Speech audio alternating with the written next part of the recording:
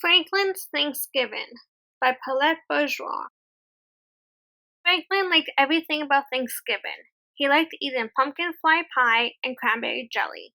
He liked making cornucopias and corn husk dolls. But most of all, he liked having his grandma and grandpa come for dinner. It was a family tradition, and Franklin could hardly wait. A week before Thanksgiving, a postcard arrived from Franklin's grandparents. "Oh dear," sighed Franklin's mother. "Grandma and Grandpa can't make it back for the holiday." "But they have to!" cried Franklin. "They're always here for Thanksgiving." Franklin's mother gave him a hug.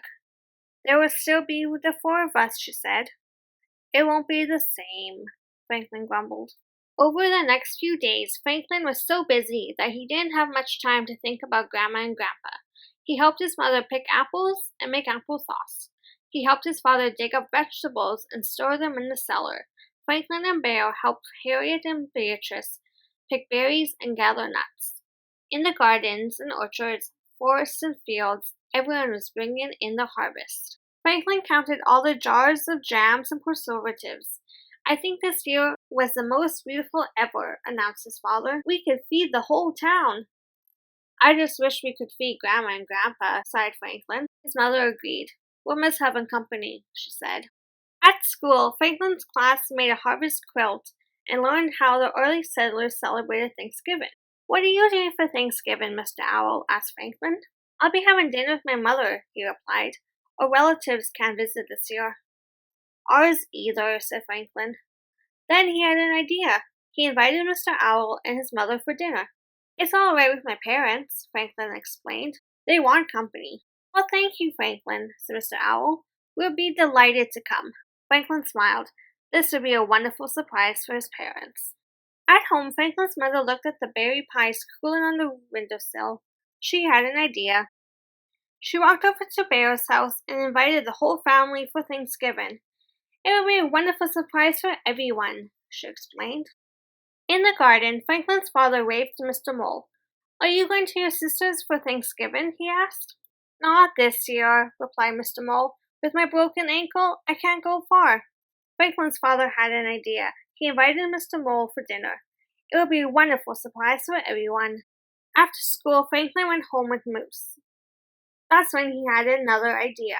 It was the Moose family's first Thanksgiving in Woodland. Franklin invited them for dinner. "It's all right with my parents. They want company." "We'll be delighted," replied Mrs. Moose. Franklin smiled. His surprise was getting bigger and bigger. On Thanksgiving morning, Franklin got up early to help with dinner. He stored soup and peeled corn.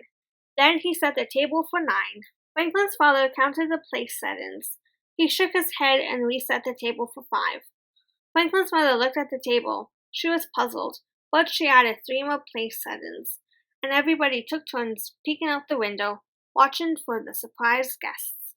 Mr. Owl and his mother were the first to arrive. "Surprise!" Franklin shouted to his parents. "This is a surprise," they said. Then Franklin saw the Bear family and Mr. Mole. Now everyone was surprised. All the guests crowded inside, holding platters and bowls heaped high with food. Franklin and his parents laughed and tried to explain what had happened. "Well, we sure have plenty to eat," declared Franklin's mother. "We just don't have a lot of room." Franklin knew they had a big problem. The Moose family hadn't arrived yet. Franklin looked around. There wasn't one bit of room inside, but outside. Suddenly, Franklin knew what to do. Moose and his family arrived as all the others came out the door. Everyone carried food and dishes, tables and chairs. "What's going on?" asked Moose. "We're eating our Thanksgiving out in the field," answered Bear. "Just like the early settlers," said Franklin. It was a wonderful afternoon. Everyone ate lots of good food, and everyone said how thankful they were for good friends and family. Franklin was thankful for 3 helpings of pumpkin fly pie. "I'm eating Grandma and Grandpa's share," he explained. Soon the sun was setting and it was time to go home. "This was a wonderful day," said Franklin's mother. Franklin agreed. "Let's do it again next year," he said. Everyone laughed and cheered. Grandma and Grandpa phoned later that night, and Franklin told them all about the new Thanksgiving tradition. They promised the next year they wouldn't miss it for anything. Franklin smiled.